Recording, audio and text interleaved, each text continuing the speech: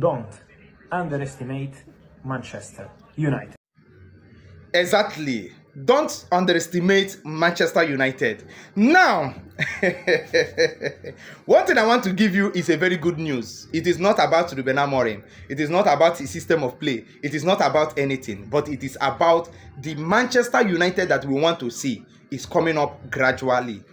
You see, what Man United is doing right now, the only thing that is stopping the success of Man United is the result on the pitch. That is what has been, in fact, this is the only area that Man United is lacking behind right now. Let me tell you that Man United, let me announce to you that Man United, let me specially announce to you that Man United recorded a revenue of £666.5 million this season. Without even a Champions League qualification. Without even Europa League qualification. Bro, what we need now is a result on the pitch. You know, I told you last time that it is time for us to support Sir Jim Ratcliffe and the Ineos. Sure, I made that video.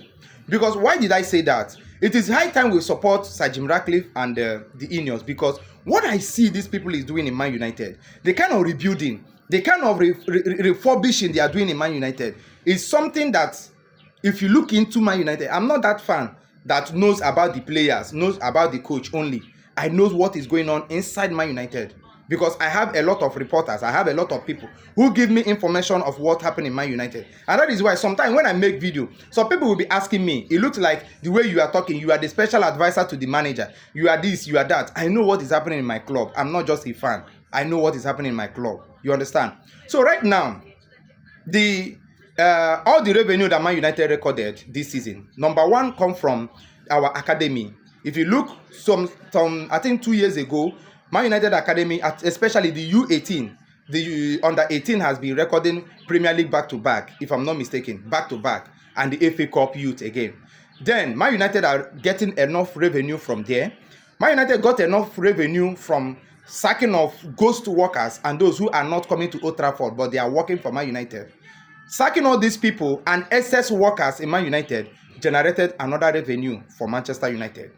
Another revenue Man United generated was from stopping all this legend money where they pay, costly money where they pay for no reason.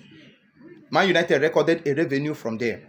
Man United recorded a revenue from finishing the Europa League as a finalist, even though they did not carry it. Finishing it as a finalist, qualifying from the group stage, qualifying from, I think Man did not play round of 16.